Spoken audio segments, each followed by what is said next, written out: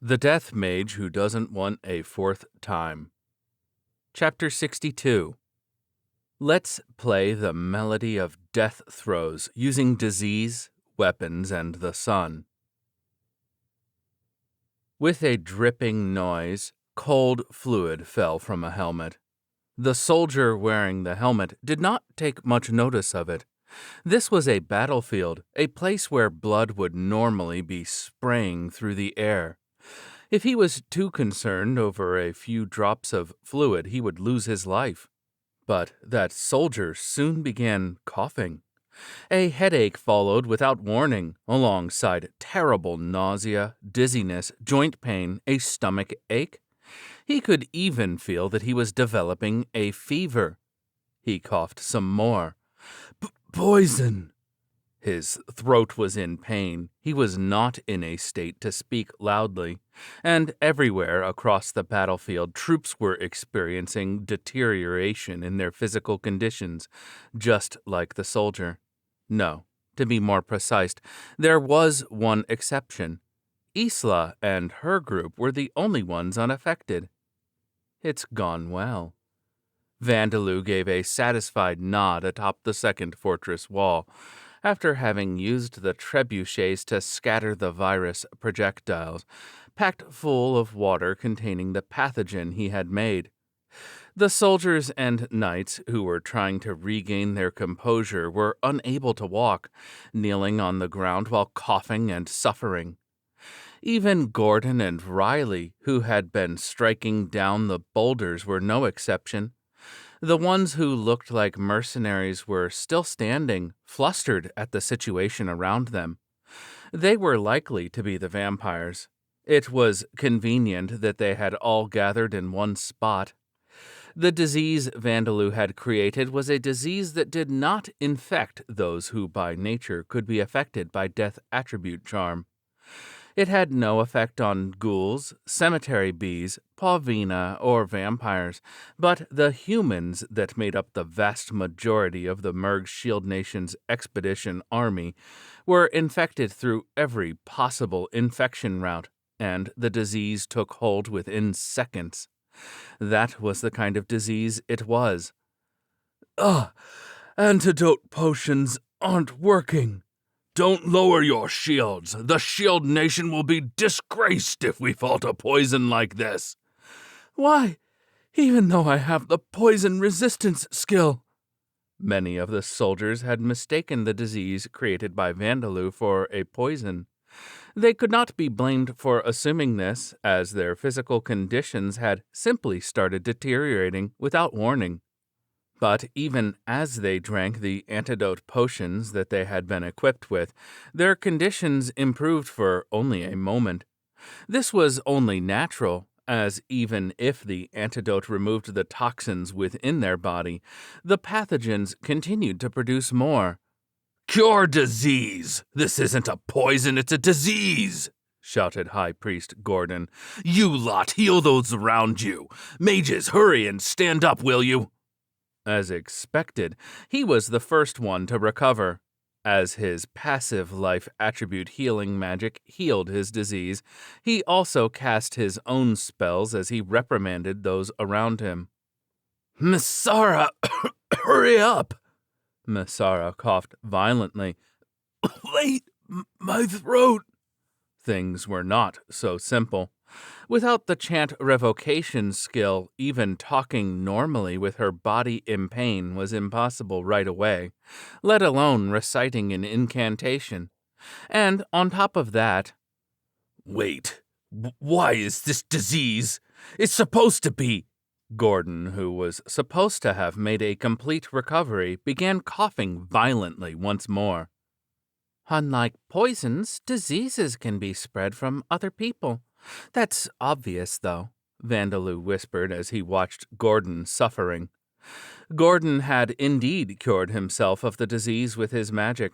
However, there were thousands of infected people around him, coughing and sneezing without masks. Each cough and sneeze would send large quantities of pathogens flying several meters. This had caused Gordon to become infected once more. There are some diseases that cannot cause a second infection due to an immunity forming after the first infection, but there was no way Vandalou would have gone out of his way to create such a forgiving disease. This is my special disease that mutates even faster than influenza, Vandalou muttered. You can experience it repeatedly until you die. To escape from the disease in this place that was filled with it, one would have to wear a magic item with a continuous anti-disease effect, completely heal the disease in those in the immediate vicinity, or do everything possible to escape the battlefield and then treat the disease with magic afterwards.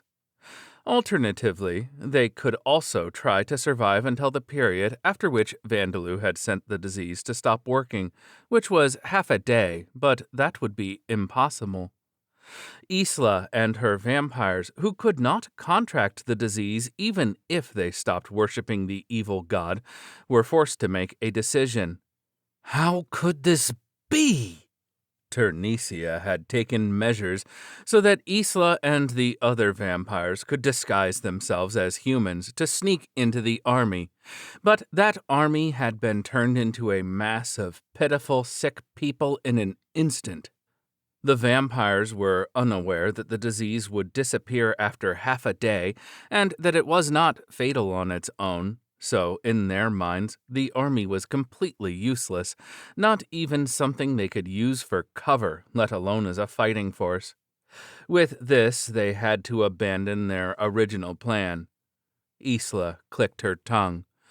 Everyone, keep going! We'll fly up to kill the Dampier and hunt down the traitors. Is that really all right? If we do that, the fact that we are vampires will be exposed, will it not? We are already as good as exposed. Who would believe that there are this many humans with a status effect resistance skill? The vampires had noticed that this was a disease, not a poison. However, they did not know the exact effects of the disease that Vandalou had created. Because of this, they had assumed that it was their status effect resistance skills that were preventing it from infecting them. Though it seemed that the expedition army did not have the time to notice it right now, they knew that if the army were to get time to think about it later, they would become suspicious of the vampires. We'll take care of things afterwards. Think about how to complete our mission first, or are you bastards planning to become traitors as well? Isla was no longer trying to keep up appearances. Her tone was harsh, as if her master Turnesia had possessed her body. The vampires shook their heads vigorously. They knew that if their responses were a moment late, they would be killed by Isla, who was known by the title of Turnesia's Hound. Then let's get moving. Isla undid her unique skills, transformation, and flew into the air. She threw away her full-face helmet that would only get in the way of using blood-sucking, and instantly discarded her crude, weak armor that had given her a mercenary's appearance, using a contraption that had been built onto it. She drew her trusty sword with no sharp point, a weapon that would have been called an executioner's sword on Earth, as she flew straight toward the second wall. And then Isla sneered as she flew towards the expressionless, white face that was looking up at her. You've given us a lot of surprises, but this is where it ends. Come now and become rust on my sword, half-breed. But before she reached him, her vision was filled with white. The vampires around her screamed, It's so hot! Isla-sama! The sun! The sun!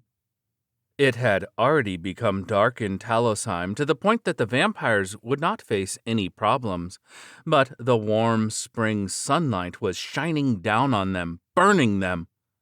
The first part of the plan is complete. Commence the second part, Vandalou whispered as he watched Isla and her subordinates writhe in agony like live animals that had been tossed into a pot full of boiling oil. Zadiris, after leading those who could use light attribute magic to the western side of the mountain range, was waiting on standby. A skull large enough that one could barely wrap arms around it was floating lightly above her head. It was Vandalou's familiar, a lemure. Lemures would normally be mostly transparent, but Vandalou had used Visualize spell to make it visible. I think it's almost time, but... Oh, it seems that they have come. The lemure's teeth had begun chattering. On that signal, Zadiris and the others turned the nearby mercury mirror. These mercury mirrors were a legacy left behind by Zakhard, a combination of knowledge from another world and the magic of this world. Because of these magical devices that reflected the sun's light onto Talosheim, the city surrounded by mountains that would have normally had short daylight hours had become known as the capital of the sun, and its farmlands produced abundant crops. But 200 years ago they had been destroyed by the Merg Shield Nation's army. The mirrors of liquid metal had been broken and the pillars that supported them had been destroyed. Vandalou had repaired them using his golem transmutation skill. It seemed that Zakhard had built them with the future maintenance in mind. After Vandalou had fixed the structures, he had been able to restore their function with his alchemy skill. "Take aim!" Vandalou had also turned these mercury mirrors into golems. Given commands like this, they would move as instructed. "Everyone, align yourselves! Extreme sunlight!" Zadiris had become a rank 7 ghoul elder mage. From her hands emerged a light so bright it could burn one's eyes. "Sunlight! Sunlight! Extreme sunlight!" The other mages, the ghoul women, the undead titans, and the Anubises released similar spells. Sunlight was a spell that released the light of the sun. Extreme sunlight was a spell that released the sunlight of a midsummer day, powerful enough to burn the skin.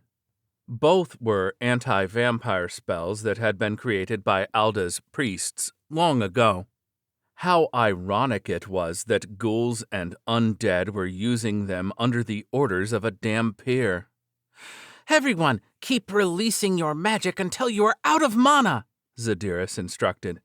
"We will turn those evil god-worshipping vampires to ash." They were distant from the battlefield, but the sudden influx of experience points told Zadiris that their spells had successfully incinerated their enemies. "Impossible! The relics left behind by Zakhard should have been destroyed, so how can this be?" Like silver, the pain of being burnt by the sun was difficult to endure for vampires. It would easily overcome the vampires' immortality that otherwise rendered them otherwise impossible to kill, unless their heads were cut off or their hearts completely destroyed. Their status effect resistance skills and their high regenerative abilities would be of no use. In fact, the vampire leaders, the weakest of the vampires, were already back on the ground, unable to bear the sunlight. They were trying to crawl and hide themselves in the shadows of the grass. "Isla-sama, we should also fly back down and regain our—" "You fool! Can you not see that?" Isla pointed at the vampires below who were being defeated one by one. "You damn vampires!" a soldier yelled. "Damn it, they're enemy reinforcements! Do not let them regroup!" another shouted. The nearby soldiers were mustering their strength and using their swords and spears to attack the vampires, who were trying to shield themselves from the sunlight in the waist-high grass. For the soldiers of the expedition army, Isla and the vampires who had exposed their identities by flying into the air and being burned by the sunlight were nothing but enemies. It was likely that they assumed that the vampires were flying to Vandalou to regroup with him rather than trying to kill him. Even the humans, whom the vampires had discarded as being a group of useless sick people, posed plenty of threat to the vampires now that they had been weakened by the sunlight. Those who had been unfortunate to fall near Gordon had already lost their heads and turned into lumps of meat by his war club. General Mauvid and Riley were unable to tell them to stop, of course, so they simply looked on with stiff expressions and eyes wide open. "Do you understand? If you do, then hurry up and get over the wall," Isla ordered her subordinates, protecting her body as much as she could by using water attribute magic to produce white ice around her body that refracted the sunlight.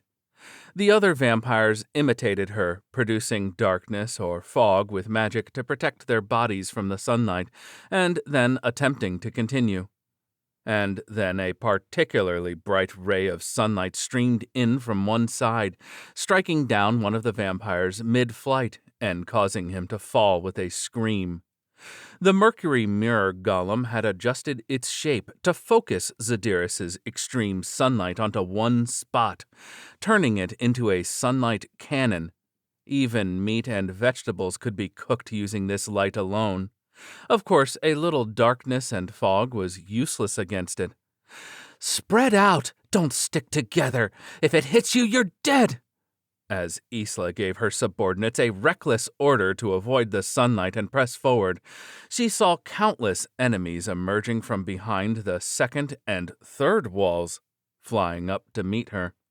The one leading them was, "How do you do? Perfect weather for sunbathing, isn't it?" The vampire's second target, Eleanora, smiling at them. At the same time, on the ground's surface, ghouls and undead suddenly appeared on the right side of the expedition army. Vandalou had never intended to rely on Talosheim's sturdy walls and catapults to engage in a defensive battle. Talosheim's defenses were strong indeed, but since there were no reinforcements to wait on, he hadn't thought that holing up in the fortress would make any difference. And if things dragged on, the expedition army would likely request reinforcements from the Merg Shield Nation, and it would be terrible if the pure-breed vampires lost their temper and showed up personally. That was why he would quickly exterminate them while they were still underestimating him. To that purpose, Vandalou had used golem transmutation to build a tunnel in a large cave, in which his allies could wait. "Ooh! Kill them all! Protect the children! Slaughter the intruders! Don't you dare set foot in our nation again!" The morale of the ghouls and undead who had been on standby underground for several hours was high. None of them would have any problems with being in complete darkness, and more importantly, this was a battle to defend their home. There was no way that their morale could fall. "Enemies! Rise up and face them! Ugh!" The expedition armies attempted to fight back like the elite soldiers they were, but the disease was eating into their bodies and robbing them of their strength.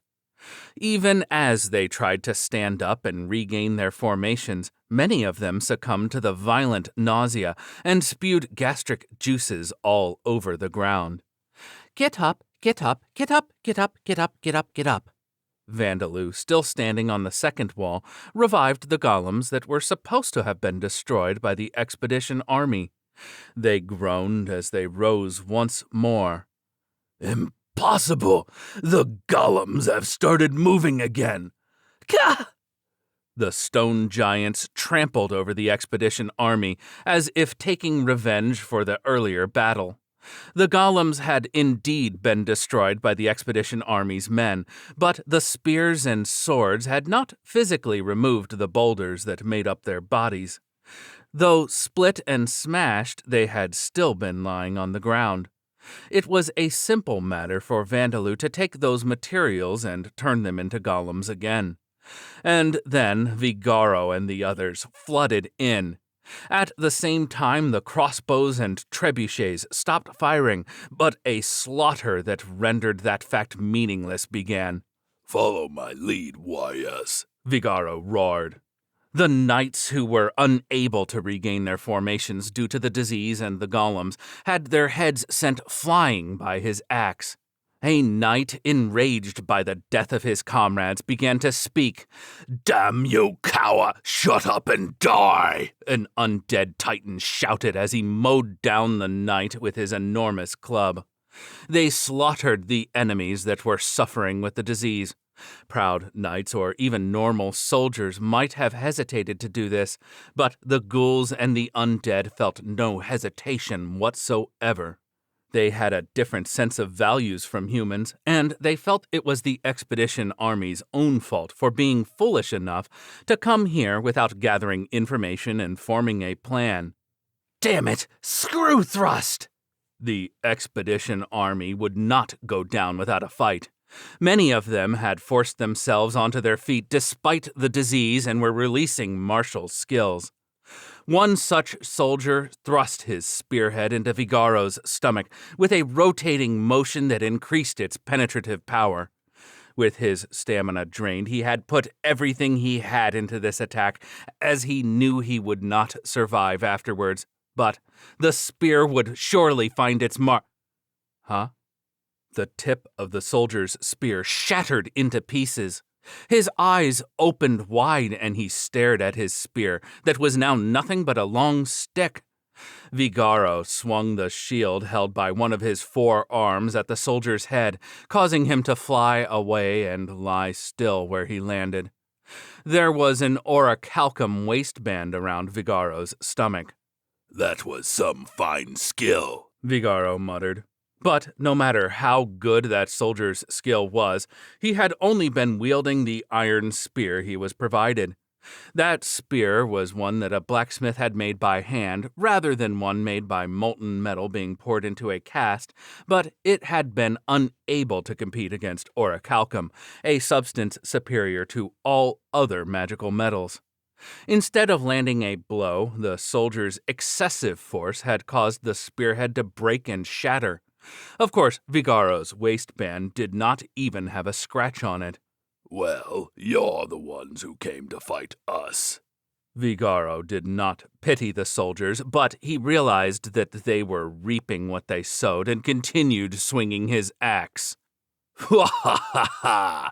Here, allow me to turn you into mincemeat."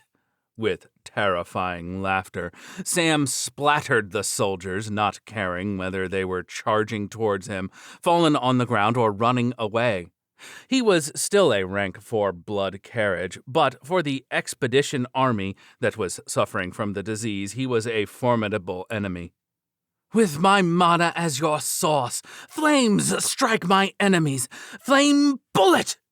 A blue-faced mage fired the flame bullet spell at him.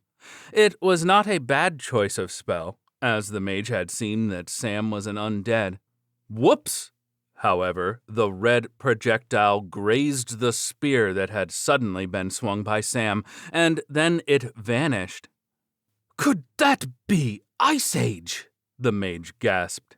And then he made an indescribable noise as he was run over and killed. Sam gave a cheerful laugh. "This spear I received from Bochan is quite pleasant to use. I must thank him later." Vandalou had destroyed Ice Age's function as an artifact, along with Yupion's clone, but the spear was made of orichalcum, which had even greater anti-magic properties than mithril. No matter how elite the mage was, a single flame bullet could not possibly overcome it. Chew! "As expected of my master, we are able to exterminate these supposedly elite enemies as if they were weeds," Bone Man remarked. He was now a skeleton viscount, and he was slaughtering the expedition army's soldiers. "I agree. The soldiers that cut me down with a single stroke of the sword 200 years ago are now puppets made of dirt," said Nuaza the Lich, joining him by beating his enemies to death. "But with the enemies' heads being so low, it will cause problems for my back." "Ha ha ha ha! "Indeed. Let us see if we can find suitable prey to take another hip bone from. Damn you, don't underestimate us, a soldier shouted. He and some of his companions were still standing in the way of Bone Man and Nuwaza. They had not completely recovered from Vandalou's disease. They were using the Surpass Limits skill to improve their stamina and immunity, making a temporary recovery. Once the skill expired, the disease would take all of its effects and progression at once, and if they were unfortunate, they might even die.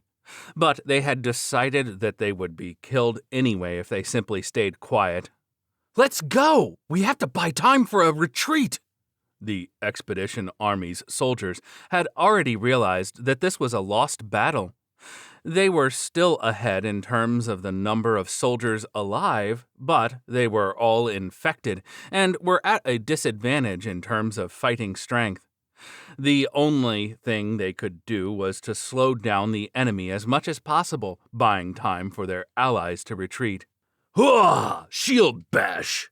The soldiers stood in line, raised their shields, and charged towards Bone Man and Nuwaza. Boulder breaker. Choo! Slicing moon. The shields were broken by Nuwaza's orichalcum mace and cut through by Bone Man's magic sword.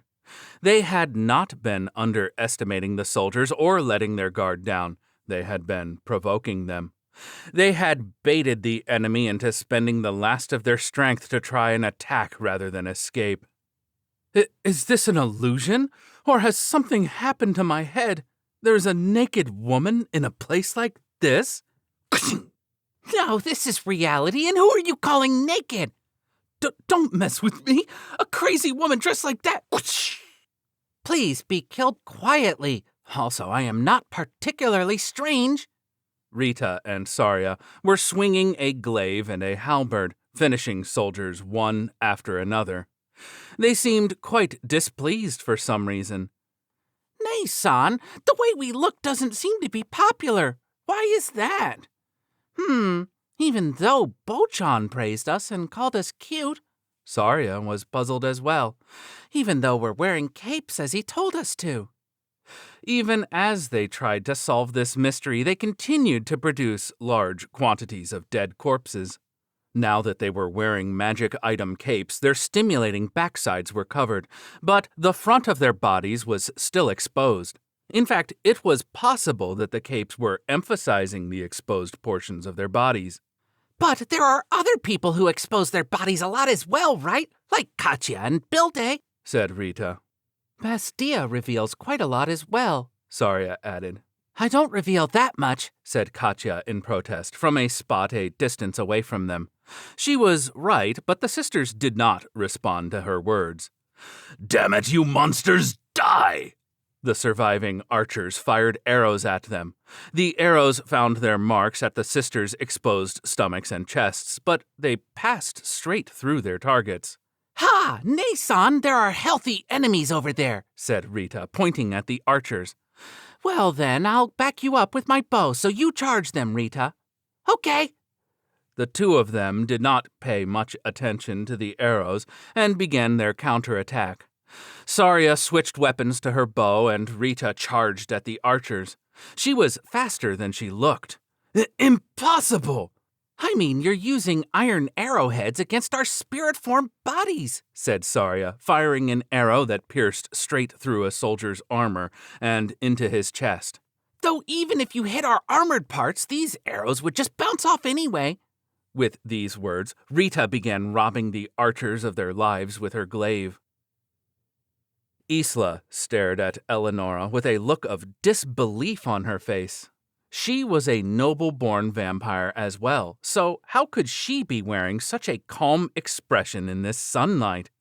Eleanora gave a small laugh. It's thanks to the power of the Great One, she said, swinging the sword, or rather the weapon in her hand, that had a black rod extending from the handle. And then roaring, buzzing, and groaning filled the air as the immobilized noble-born vampires were attacked by Konohen, cemetery bees, and Rahapisage.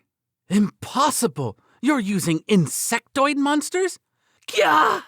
Surrounded by jaws that could tear through iron plates and cemetery bees who possessed stingers capable of piercing metal armor, the noble-born vampires fell in order of weakest first.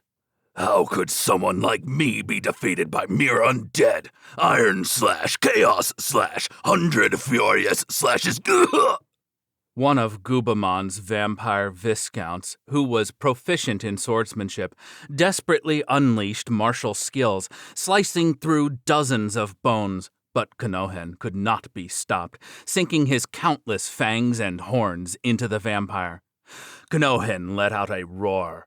It had been a rank 7 bone chimera, but as the undead titans and ghouls hunted monsters and brought large masses of bones to be added to it, it had become a rank 8 union of bones.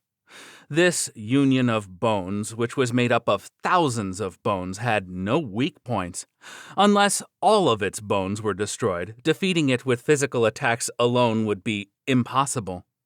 But the bones that made up Kanohen's body were the monster bones that Taria's working team could not use up. They would normally be used in weapons and armor. Some of them were even harder than iron. For defeating such an enemy, no matter how one looked at it, using magic would seem more practical, but there's no way I can use magic in this situation. The vampires would have to recite incantations while taking evasive maneuvers to avoid the extreme sunlight cannon's fire, fighting off the enemies coming at them and being burned by the regular sunlight. Only those with the chant revocation skill or high-speed thought processing skills would be capable of this. Even as they moved, Rehapisage thrust the stinger attached to her tail into the solar plexus of one of the vampires, whose movements had slowed down, and the moment the vampire screamed, she unleashed a lethal punch to finish him. Rehapisage was clearly inferior to these noble-born vampires, but this lethal environment of sunlight had dampened the vampire's strength. Isla clicked her tongue. "I will take your head at least." Now that things had come to this, she had decided to take Eleanora's head and then retreat. Too many unexpected things were happening one after another, leaving her with no other choice. Right now, she had to think about returning with this information, even if she would be executed for not completing her mission. That was the decision that Isla had made, but the fact that she was still aiming to take Eleanora's head, despite knowing the importance of returning with this information, was her downfall. Even though Isla could not use magic, even though Eleanora was not suffering in the sunlight for some reason, Isla held the conceitful belief that she had the skill to defeat Eleanora. Isla's loyalty to Ternesia and the fear of her that was even greater than that loyalty had led Isla to make this half-baked decision. "Die!" she screamed. She activated her Surpass Limits skill, forcing the pain caused by the sunlight to the corner of her mind. She drew closer to Eleanora at a rapid speed. A sneer emerged on her face as she looked at Eleanora's weapon that seemed to be a metal rod rather than a sword. It seems that he's chosen to prioritize defense rather than attacking, and brought this prey out here. But it's meaningless before my executioner's sword if this fool is all he has to defend him. Eleanora calmly cast the acceleration spell on herself before meeting her foe, Isla, who was clearly superior to her. Isla was a vampire woman who had, under Ternesia's orders, hunted down numerous traitors and vampires who had run after failing their missions. She had even lived for tens of thousands of years. She was feared for having executed over 1,000 such beings in her lifetime. She even had the special job of slaughtering executioner. Her swordsmanship was level 10, and her other skills were high in level as well. However, Eleanora had a vastly more fearsome master than Isla's owner. "Your neck, from the left." "I understand, Vandalou-sama." Eleanora placed her sword to her left and braced it with all of her strength in order to protect her neck. Dark Knight Decapitation! Isla unleashed an original lethal martial skill that she had invented on her own. one that had sent the heads of even other noble-born vampires flying in the past, but there was a loud metallic sound as it impacted Eleanora's sword. Her sword stopped instead of cutting Eleanora down. What? Gah! Her lethal blade had been unable to cut through Eleanora's orichalcum sword. Isla opened her eyes wide in disbelief as her hands went numb from the impact, causing her to drop her weapon. But there was nothing surprising about it. Even the Sword King Borkus, with the martial skills of his superior skill, the Sword King technique, had been unable to make a single scratch on the dragon golem, simply because it had been made of orichalcum. There was no way that Isla, with her level of skill, could break through a sword of orichalcum that possessed more physical hardness than adamantite and more flexibility than Damascus steel. The moment Isla saw the smile on Eleanora's face widen, her vision was filled with white once more. And then she screamed. Zadiris and the others could see what was happening through the light attribute magic. As Isla's movements stopped, they had burned her with extreme sunlight cannon, along with Eleanora. Unable to bear it, no longer caring about her appearance, Isla attempted to escape, but her movements were as slow as a turtle's. This is time attribute magic. It's Eleanora! But just when did she recite the incantation? And she's being burned along with me? Unable to do anything, by the time the extreme sunlight cannon's fire ended, Isla had become a pitiful sight to behold. The expensive magic item she was wearing remained exactly as it was, but the skin at the parts of her body that had been exposed were black, and her bones were now visible. At a glance, one would only be able to assume that she was a burnt corpse. Why? As a higher-ranked, noble-born vampire that was tough and possessed high vitality, Isla was still alive. But what was more unbelievable was that Eleanora was unharmed, despite being exposed to the same sunlight. Her skin had become a little red, but even that was quickly returning to its normal white color. "Are you talking about my sword, or the sunlight?" she asked, grabbing a hold of Isla's burnt black head. Isla gasped in pain. "This orichalcum sword, my resistance to sunlight, everything was given to me by Vandalou-sama," Eleanora told her, raising not her sword, but her white hand with its claws extended. Isla cackled. "I see. We have been defeated. You should kill me, but you will all certainly die. Turnisia-sama will definitely avenge us." "That's rather scary," said Eleanora. "Well then, can you please fight for us as well?" Before Isla could ask what kind of foolish nonsense Eleanora was saying, her head was cut off, fresh blood spraying out. "Get up, come here." Before it could hit the ground, the blood coming from Isla's neck turned into a blood golem and headed for Vandalou's open mouth. "How is it, Vandalou-sama?" Eleanora asked. Vandalou drank the rich blood of a powerful vampire. Before replying to Eleanora's question, he raised his eyes to look into the empty air. "Even after death, I will not obey a dampier like... I will obey. I will tell you whatever you want to know, so please turn me into an undead. I will serve you with wholehearted devotion to repay you for the favor that you have done by killing me."